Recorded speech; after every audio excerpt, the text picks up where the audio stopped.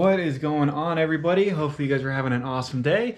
So I appreciate the support on the channel and thank you for coming back and watching another episode. So we had another very beautiful bigger boa shed out last night and just wanted to show you guys the progress on her. And a couple other snakes have shed, and we're gonna feed the Mexican black king snake, which will be interesting because we haven't seen that one or her in a while. So this is my ghost boa, and she is, I would say, 3 years old.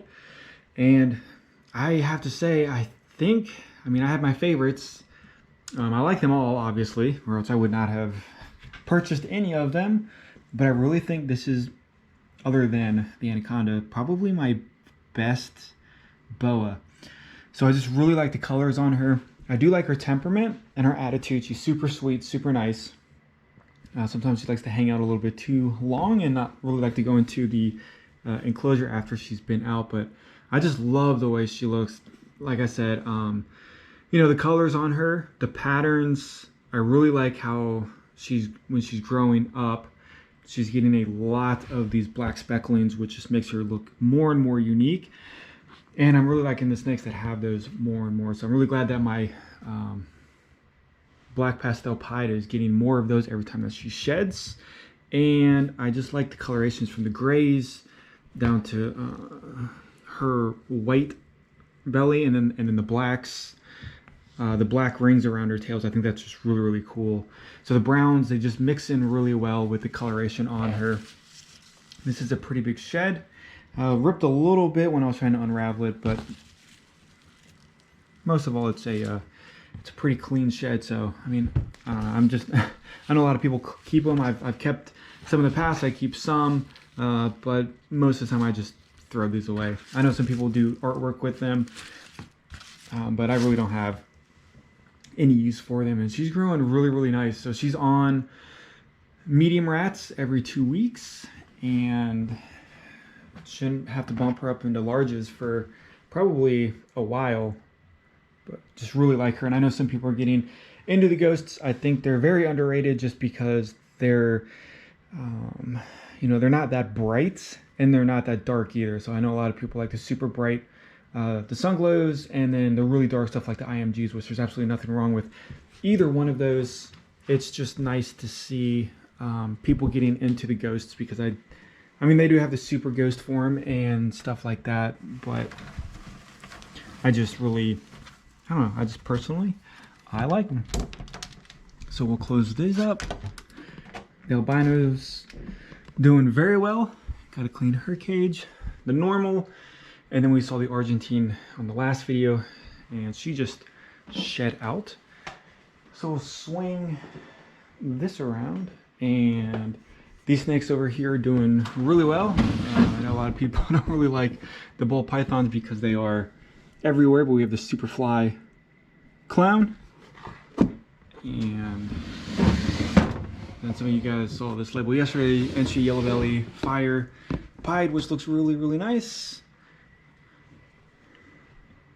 and a female. So who knows what's going to happen with her later on in life, but I think she just looks really, really, really awesome. Super bright colors, although she has the fires. Hopefully she doesn't fade, but we all know that the majority of ball pythons fade as they get older, which totally sucks. So you can have a really, really nice bright snake as a baby, and then it just dulls out later on. But that's just typically what happens. So I mean, most people don't buy adult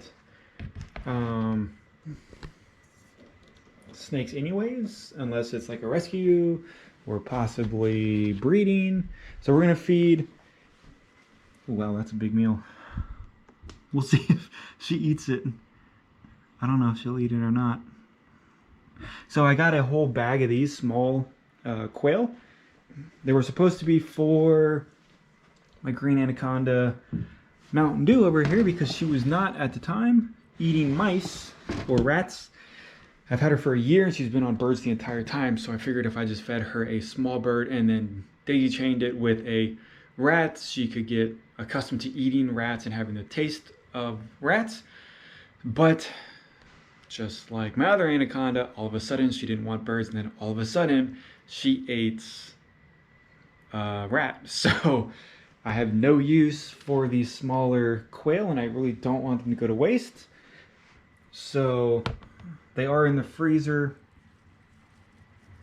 So this one's really not one to be hesitant on eating. So I don't think birds are on the menu for her. So I mean, it is a little large, but you'd be surprised on the size of meals that this girl can take on rats. And then as they get older, they do eat other snakes, so they should be able to handle that. So we'll just put that in there and see what happens. She is doing very well. She is kind of hard to see though because she's all black, but man, she is awesome looking. So this was a dream snake of mine, and I bought a pair of them last year. Unfortunately, the male died randomly overnight. So the female is here to stay, so we'll see what happens with her. If she doesn't eat it, it's not a big deal. She ate probably 5 or 6 days ago on a mouse, and I just don't want to waste the quail. So this girl right here took a big poop and fresh shed. So I'm not going to say what she is. Maybe you guys, if you guys are still hanging out watching the video, you guys can see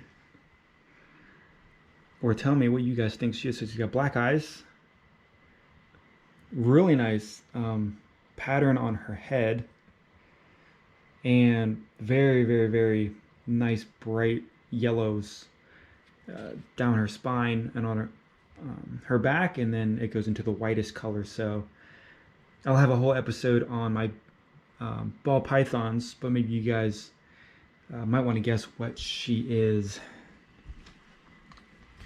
I have to clean out her cage as well. So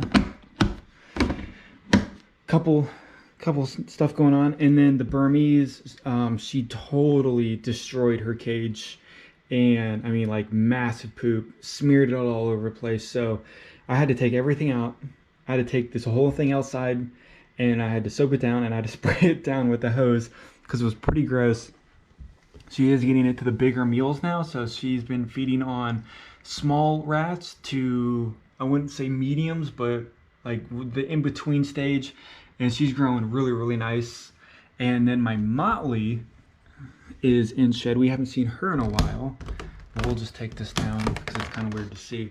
So she's in shed, and super exciting because I love Motleys. A lot of people don't like them, but I really like them. Like, they're, again, I don't know, I have so many like favorites and stuff like that, but we'll see how this girl's doing right here.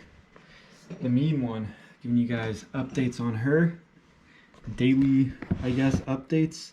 And where's my hook at? And I know, I'm gonna get made fun of for having a hook, but she's still hissing and stuff, but she still is, you know, still working with her. So I'll probably take her out after this and probably handle her again just to bond with her. So now I'm doing every day with her. It was a couple times a week, and so now I'm doing every day. And hopefully some point we'll be okay together. And then we're still waiting for the snow. Got her, or sorry, his Reptile chip pretty moistened, and then he should be shedding probably tonight. You can see how soggy, or his jaw is, like, really like there's a lot of skin under his jaw, so he should be shedding soon. And then hopefully the spot on the top of his head from rubbing goes away. And I still really want to I need to put him, I think I'm going to put him in like a tub like this so he doesn't rub, because that bothers me, and it's a gorgeous animal, and I don't want him to have long-term effects on the rubbing, because they rub right here, like they know this is the outside, so they just rub up here, which is annoying. But that's it. Just a couple of updates. Like I said, if you guys are interested in some of these pieds that I have, or sorry, not pieds, ball pythons, I'll do a whole video on just the ball pythons for those that are interested in that. But I know most of you guys only care about the boas. So hopefully you guys have an awesome day. I'll see you guys on the next video.